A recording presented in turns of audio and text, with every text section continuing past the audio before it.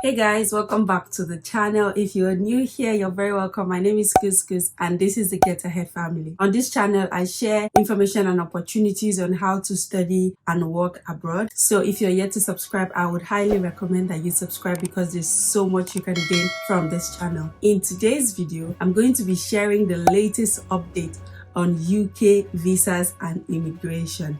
Visa fee changes, visa policy changes, everything that has changed and is about to change. That's what I'm going to be bringing to you. There's been a lot of rumors going around about these changes, but I usually do not like to share rumors until it is confirmed. Some of these policies have already gone into effect. That means the government has signed it off and it is already active. So I retrieved this news on the UKVI website. That means the government has approved this information. And then I'm going to also put the link of the information or the news in the description box so that when you're done watching this video, you can click the link and go straight to the UKVI website where the news was published. That's what this video is going to be about. I hope you stay till the end and let me know what you think in the comment section. Let's get this video started.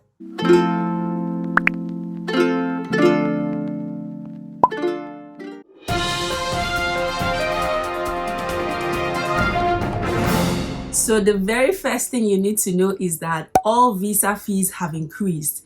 Student visa, skilled worker visa, it has increased. Priority service used to be like maybe £250, now it's £500. Super priority has increased. So just in case you have watched my previous videos where I have talked about different UK visas, student visa, skilled worker, visitors visa, where I mentioned the amount, those fees have all changed. So if you go to the UK government website, you're going to see the new fees. So whatever you see on the website going forward is the new amount. Okay, I'm not going to go and start telling you this is how much visitors visa costs, this is how much student visa costs, because it is on the website. So I'm just letting you know that the fees have increased.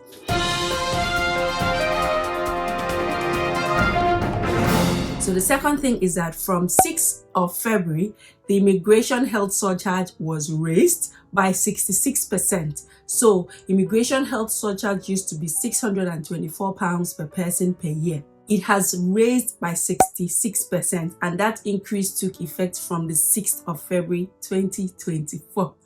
Now, how much is the new fee? The new fees is £1,035 per person per year. That is a lot of money. So the new rate reflects increases in healthcare expenditure and better reflects the NHS use by migrants who are provided with near comprehensive access to health services in return. That's for healthcare surcharge. It's not everybody who applies for UK visa that pays for health insurance. For instance, if you're applying for a visitor's visa for less than 6 months, you are not going to pay health insurance. So health insurance are paid by those whose visas are more than 6 months. Also, people who use the skilled worker health and care visa usually do not pay health insurance because they're exempt. And usually people who hold skilled worker visa on the shortest occupation list pay a lesser amount of health insurance. So you should take all of that into consideration. But what you need to know is that for standard people who actually pay full amount of health insurance, people like us, we are paying the sum of £1,035. There is God, oh. There is God, oh. The blood we are sharing, there is God, oh. An increase that is 66% from the former fees. That is a lot of money, so you should take that into account. So just imagine that you're a family of 4 and you're applying for a 3-year visa. That's going to be 1,035 times 3 times 4 people. You know what that means.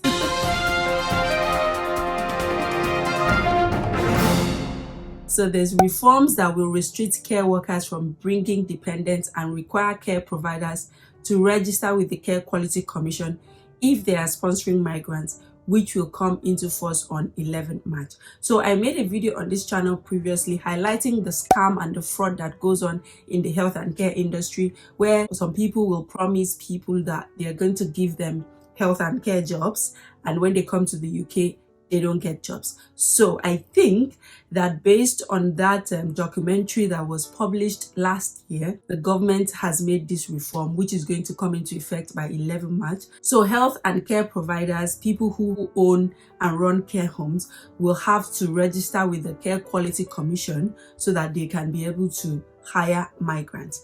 And now this reforms will restrict care workers from bringing dependents. I want to believe that this is also going to be linked to the salary threshold, which I'm going to explain much later.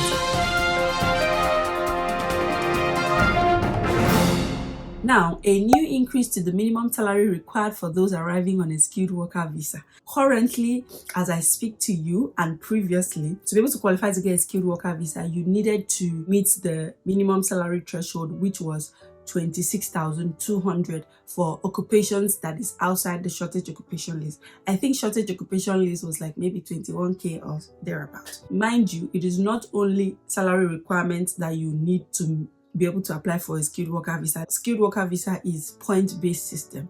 So as an individual, you need to have your English language proficiency, you need to do this, you need to do that based on the job you're applying for. And then they will score you based on the points that you've accumulated as an individual.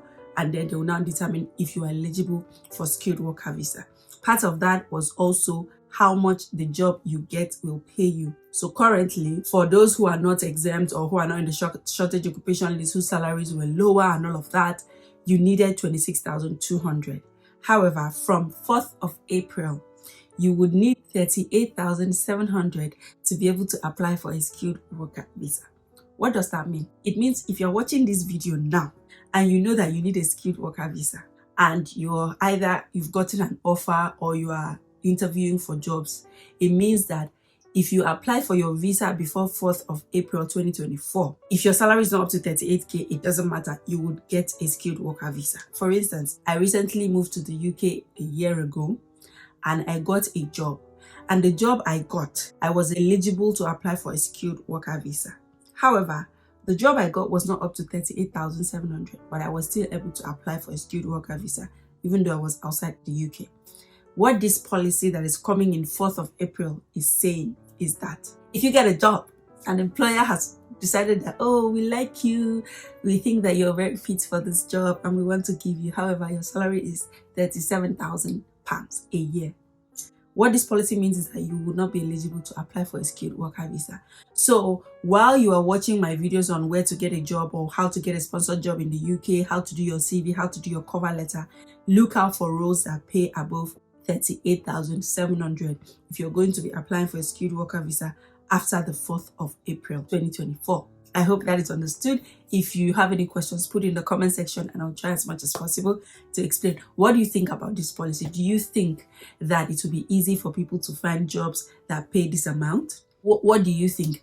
I kind of think that it's going to restrict the pool of people coming in through skilled worker visa, and most of the people that will be coming in going forward would be mid-level and management position holders, because usually most of the jobs that people used to come into the UK, some of them did not pay up to 38,000, and maybe going forward it will be people with mid-level management roles that will be able to get jobs.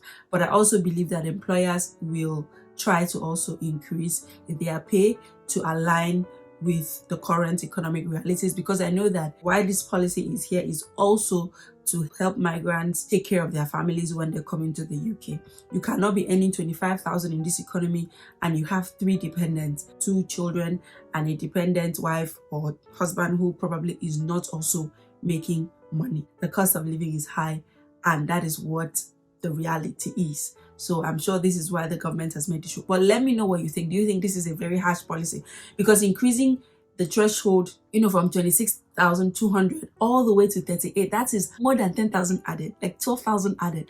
What do you think? Do you think that it is reasonable, or do you think the UK government does not just want people to come into their country again? They are tired. They have had enough. They've gotten enough people. They are now about to close their borders. What do you think? Let me know in the comment section. But you'll be lucky enough if you're watching this video and you're able to apply for your visa before 4th of April. So you'll be exempt.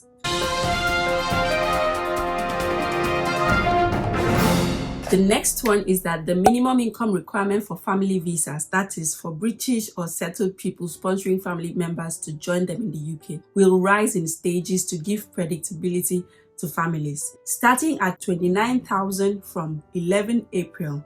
And then by early 2025, this will have increased to 38,700, ensuring only dependents that can be supported financially are brought to the UK. Let me break it down.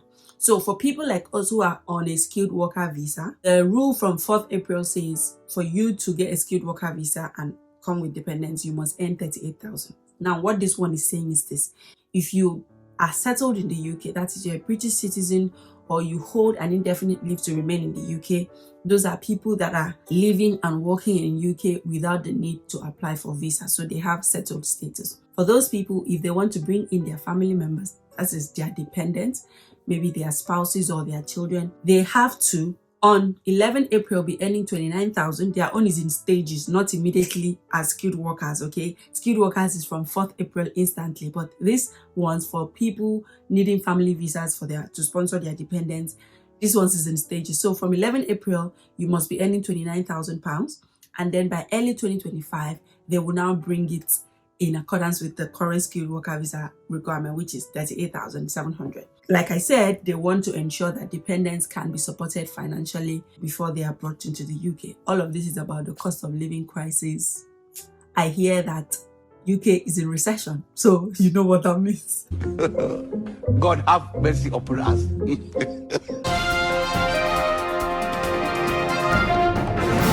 Next one is the removal of the 20% going rate discount for occupations on the shortage occupation list on 14 March. Now, remember that when I mentioned the previous minimum salary threshold, which was 26,200, I had mentioned that it is lower for jobs that are in the shortage occupation list. That means that as at now, before the 14th of March, if you get a job and the job is paying you 20% less than 26,200, and that job is in the shortage occupation list, you would be qualified to apply for a skilled worker visa.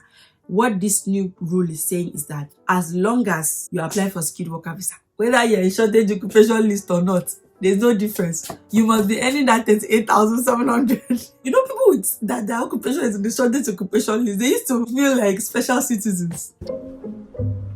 My job is not in the shortage occupation list. So I'm always beefing people whose jobs are in the shortage occupation list because they make it look like, oh, they are looking for us. We are hot cake. Now them the Russians and all of that. However, I want to put it to you that whether your job is in the shortage occupation list or not, you're gonna be earning the same amount like me. Yes, like all of us who are on a skilled worker visa. So what that means is that there is no longer any preference to your job being in the shortage occupation list based on the salary threshold, okay?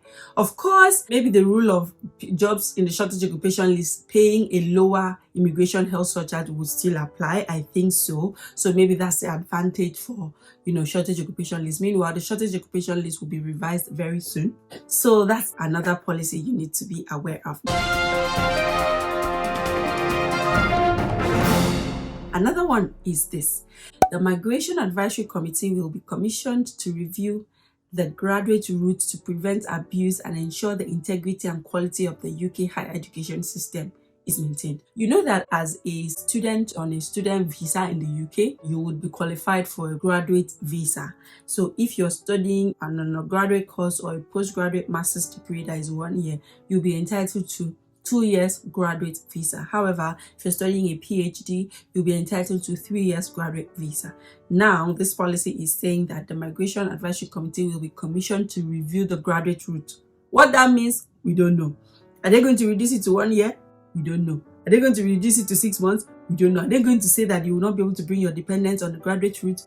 We don't know. This 2024 January, if you're on a student visa but is not a PhD research, you are not able to bring dependents anymore. That came into effect January 2024. However, going forward, they want to review graduate route, and we don't know what that means. As soon as they bring in or they publish the policy and what they have decided, I'll definitely bring that information to you guys. I hope this video is helpful. Let me know in the comment section what you think.